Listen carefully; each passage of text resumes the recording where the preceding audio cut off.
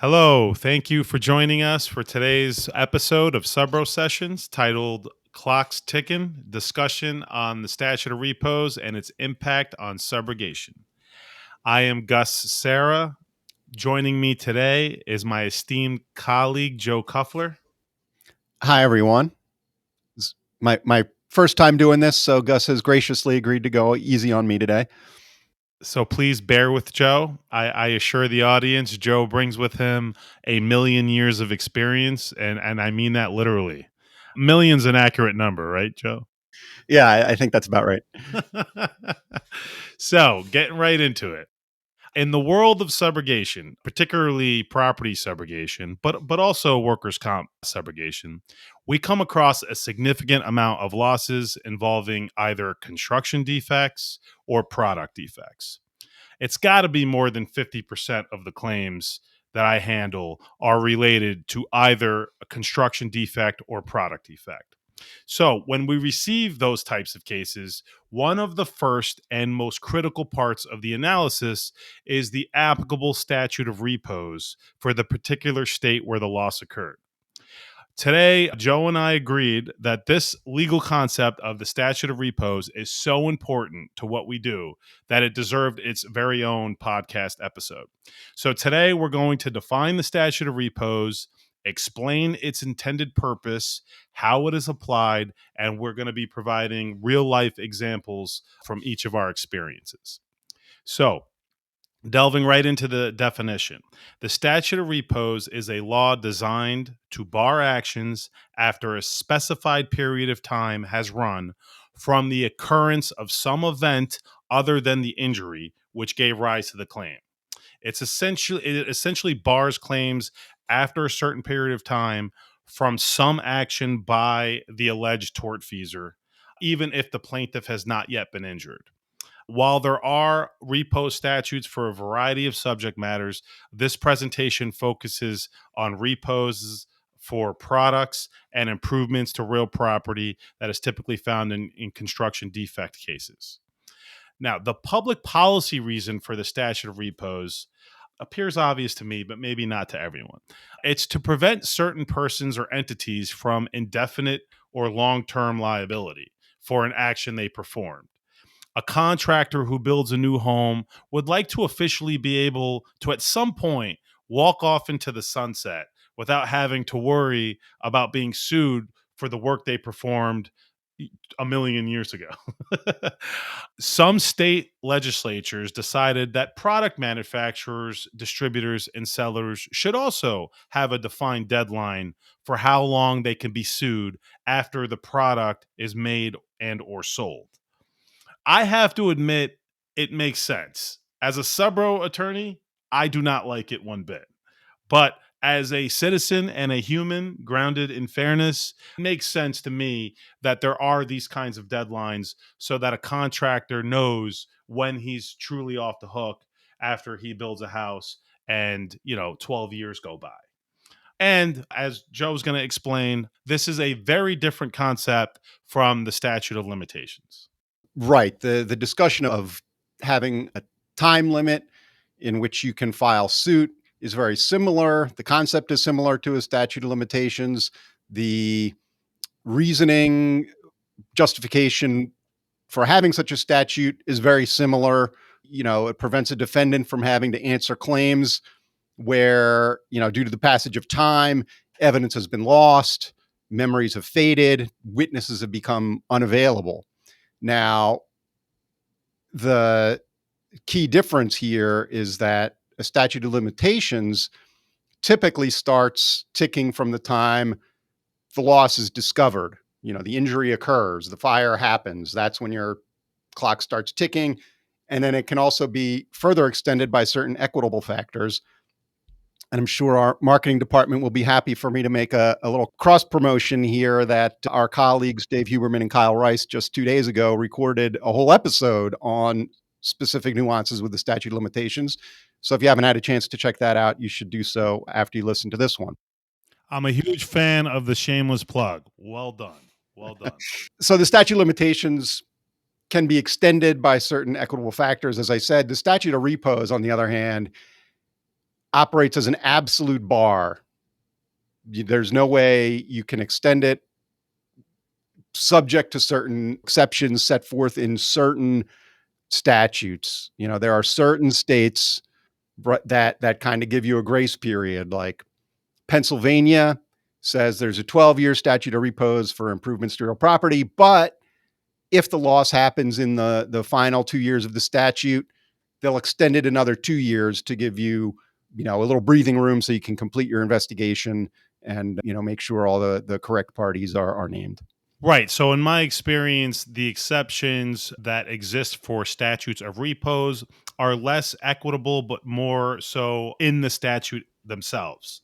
And an example of how absolute statutes of repose can be, in 2017, in the case California Public Employees Retirement System versus ANZ Securities Inc., the U.S. Supreme Court drew a clear line in the sand between the statute of limitations and statute of repose. In a prior U.S. Supreme Court case, the court held that class actions under the Securities Act told the statute of limitations for class members that opted out of the class action after the statute of limitations ran. However, in the ANZ security case, the Supreme Court stated that unlike the statute of limitations, the statute of repose was not told. The court held that the statutes of repose reflect a legislative intent to impose an absolute bar on defendants' temporal liability. The court reasoned that claims subject to a statute of repose may be told only where it is apparent that the legislature intended to allow for an extension of the statutory period. Without an explicit exception, the legislature's determination, quote unquote, supersedes the court's residual authority. And I think close quotes there, and forecloses the extension of the statutory period based on equitable principles. So, statute of repose, according to the U.S. Supreme Court, which is the supreme law of the land, highest court in the country, states that statute of reposes are not subject to equitable tolling. So, something to keep in mind. Right. So the quick takeaway here is that you have to keep track of both the limitations period and the repose period and track them carefully, because missing either one of them can kill an otherwise promising case. And states vary quite differently in the amount of years that the statute of repose runs, and the class of people that are protected under the particular statute of repose, and whether or not the work or the product actually falls under the purview of that statute. And those are the kinds of things that we're going to talk about. Because it varies so much, and because it's not a cookie cutter kind of thing, the statute of repose is a difficult thing to just, reference a chart and figure it out. There's a lot of moving parts involved in it.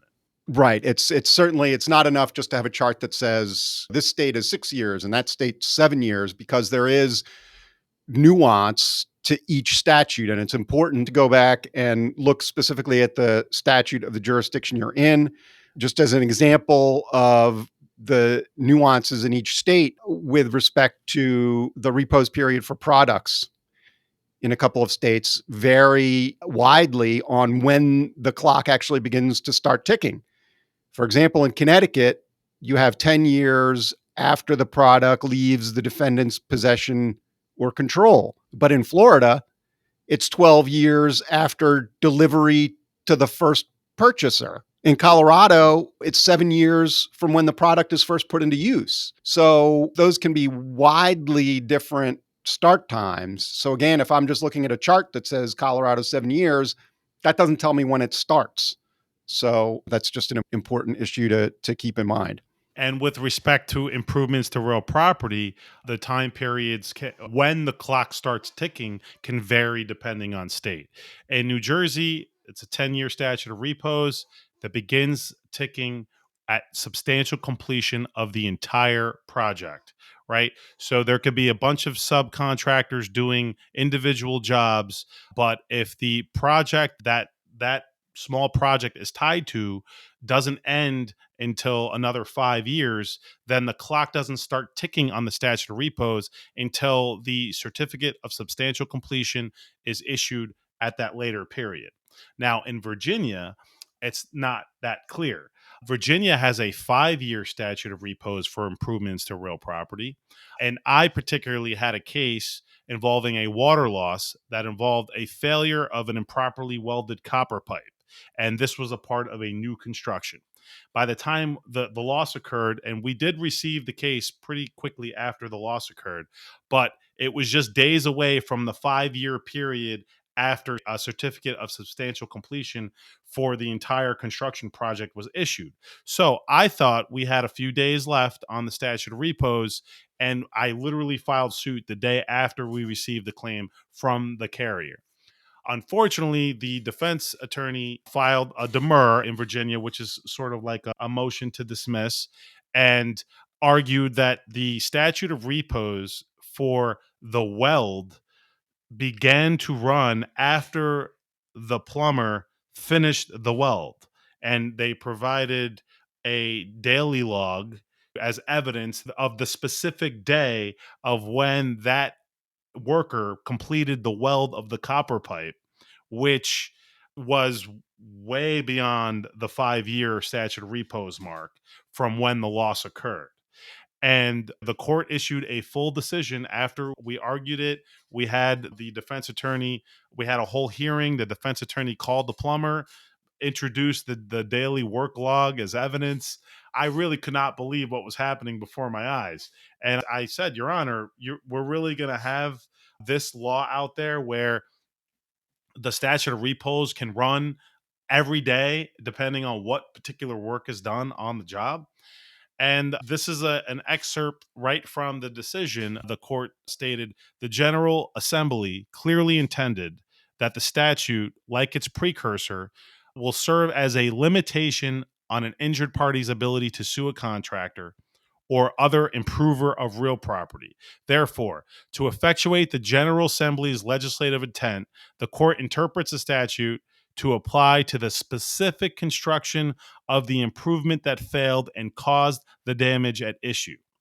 By applying the statute to the separate completion of each aspect or scope of work of a construction agreement, there are, in effect, tangible points in time in which the contractor or improver's liability commences and terminates, consistent with the intent of the statute. They said, conversely, if the final completion of the entire contract were the trigger for the statute, it would create an unwieldy process where the trier of fact would have to painstakingly determine whether each term of the contract unrelated to the cause of the damage was completed in order to terminate when the 5-year period began. Furthermore, under this scenario, contractors and improvers could theoretically be exposed to liability for far longer than 5 years after the construction at issue is completed. I mean, can you believe that? Not gonna lie, that seems kind of crazy to me. It seems that the judge was concerned about difficulty in parsing out when certain things happened, but isn't that exactly then what his ruling does?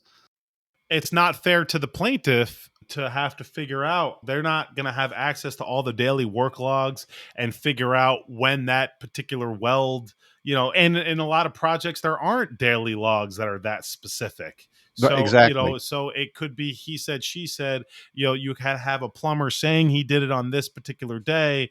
And I think it's a cleaner way to just say, okay, you have a certificate of substantial completion for the entire project.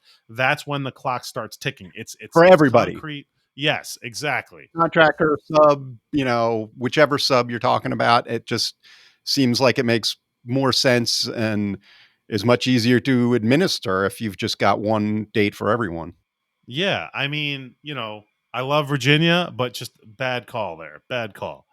Well, do you? I mean, as a Subro plaintiff guy, I mean, I got to say, Virginia is kind of a tough jurisdiction for us, strict contributory negligence and no strict liability for products and whatever the broad economic loss doctrine. And, their repose period is only 5 years, right? That's one of the shortest in the country, right?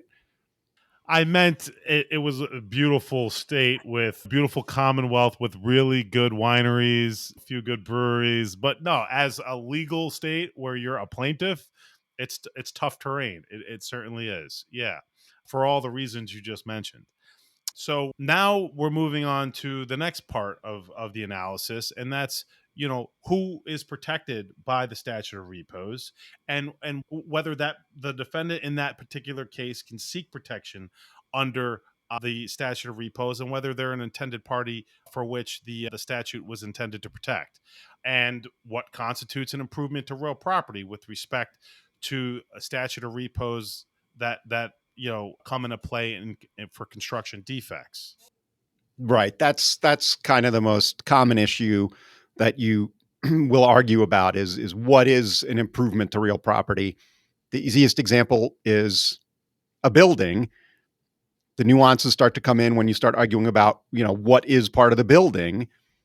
Obviously the structural components like the walls or the roof or siding, that's part of the building and generally understood to be an improvement to real property. Courts also typically will consider permanent fixtures like a furnace or plumbing to be part of the building because it's permanently in there. It was installed as part of the building. So they're going to fall under the statute of repose. But it's very easy to get into gray areas. What about a refrigerator? You know, Dishwasher. right. They're big and they're heavy, but they're not anchored or necessarily attached in place. But then what about a fridge freezer combo that has a plumbing line, tied into it for the ice maker? It's not so black and white now. So there's definitely room to argue, and defendants do argue that issue, which will segue into a case I had also in Virginia that can help illustrate the sort of thing that courts look for. In that case, there was a contractor had installed a freezer at the insured ice cream shop 7 years before the loss. The installer didn't put the evaporator pan in correctly. So as a result, it led to an accumulation of lint and dust and debris that eventually caused a fire. We filed suit, but of course, we're more than 5 years after the installation. So the installer moved to dismiss on the statute of repose, arguing that the freezer was a fixture because it was, quote, equipment or machinery integral to the business. We pretty easily defeated that argument because the main case they were relying on involved, a 3-ton piece of industrial machinery that had these giant bolts permanently affixing it to a specially poured concrete foundation, where in my case, the freezer wasn't fixed to anything. It, wasn't attached. There was no plumbing line. And in fact, the thing was on wheels so they could move it around and clean behind it.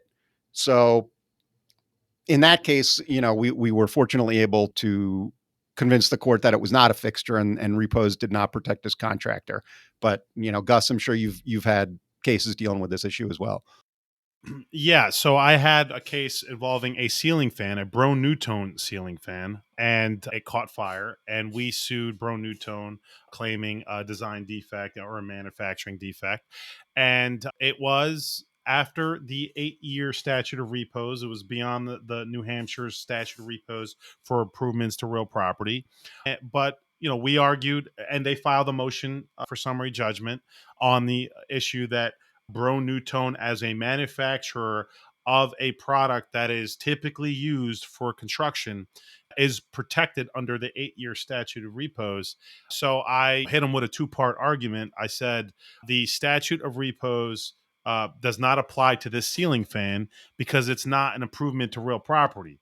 All they did was plug in some wires, and that was a little bit of a stretch of an argument, and I lost that one. But I also argue that as a manufacturer, and if you take the text of the statute of repose, a manufacturer of a product does not fall into one of the entities that are protected under the statute of repose for improvements to real property. So the statute states that all actions to recover damages arising out of any deficiency in the creation of an improvement to real property. including without limitation the design, labor, materials, engineering, planning, surveying, construction, observation, supervision, or inspection of that improvement shall be brought within 8 years from the date of substantial completion of the improvement and not thereafter. Bro Newtone claims that because they have modified and altered the design of the fan over time because of their involvement in construction, and that it's inherently intended to be a fixture in a house, that they should qualify as one of the entities that were involved in the creation of the improvement to real property. Fortunately, the court Woo. disagreed. Yeah, that's a stretch. Well, I was shaking in my boots for a bit before the decision was released, but the court eventually found that the ceiling fan, while it was an improvement, that the statute of repose did not protect Bro Newtone because it was not involved in the creation of that improvement. The court explained that the ceiling fan became an improvement when it was installed in the house. So, Right. So it protects the contractors, the installer, the electrician, not the manufacturer of the product. right. And that, Bro Newtone as a manufacturer did not create that improvement. So I thought it was kind of an area that had not been litigated in New Hampshire. So that was a really good finding by that court. Much rather have a case in New Hampshire, Yeah, right. especially a products case. And just generally as another example, I think Joe mentioned it earlier. Pennsylvania, 12 years statute of repose for improvements to real property probably also does not apply to product manufacturers, but certainly applies to contractors, subcontractors, architects. And as we stated earlier, there is an exception in the statute that if it happens in between year 10 and year 12, then it goes to 14 years.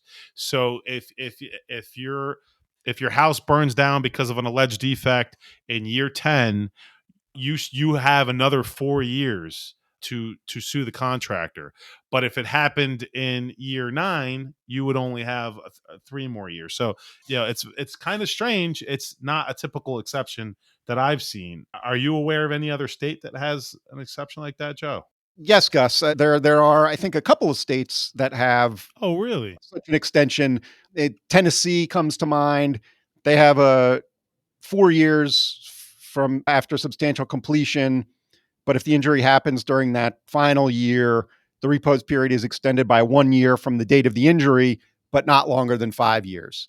So that's one example. I think there may be a couple others, but 4 year statute of repose. yeah, I think that might be the shortest in the country. So Wow. Virginia beaten out by 1 year here, but as we were saying, so there's only a couple states that have this exception, and otherwise, you are stuck. Like New Jersey has 10 years from substantial completion. If that loss happens on day 364 of year 9, too bad.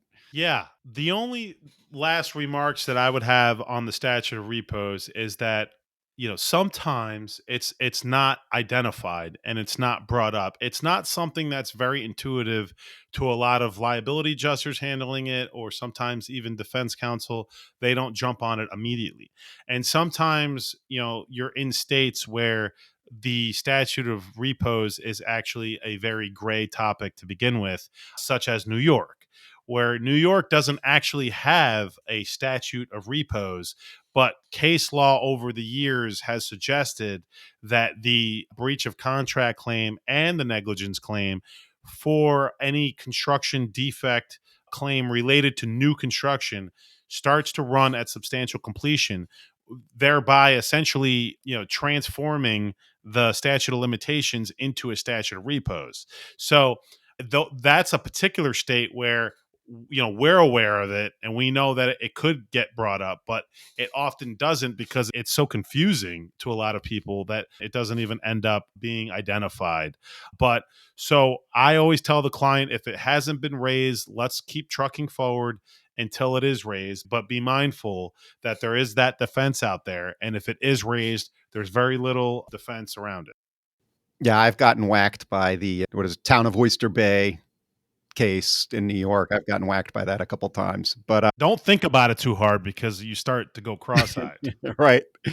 I guess we have been talking a lot about how, repos is an absolute bar, but I have had several cases where you can try to get around it a little bit. It's typically in a situation where you have some company installed a furnace outside of the repos period, but then the same company is the one that comes and provides servicing and maintenance on that furnace that they installed improperly, but the servicing and maintenance is within your repos period. So you can kind of try to bootstrap the bad install into your case by saying, well, every time they came out to service, they should have noticed that this thing was not installed correctly and they should have fixed it, and they didn't.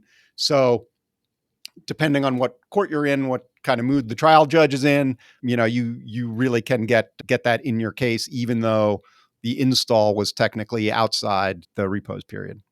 Right. And I think a colleague had a similar fact pattern where the court said you can continue forward with the negligent maintenance theory, but you can't introduce any evidence regarding the installation part because that is beyond the statute of repose. So even though the installation was improper, they were only able to focus on the service visits that were within the statutory period. And again, Pennsylvania has another statutory exception inside the statute that says if the contractor retained ownership of the building, then the statute of repose would not apply to that entity. So if they maintained control and then there was, a loss and then there's an exposure loss somewhere, that exposure claimant could still proceed with the claim if the contractor or builder maintained control of the property. So that's also an interesting caveat.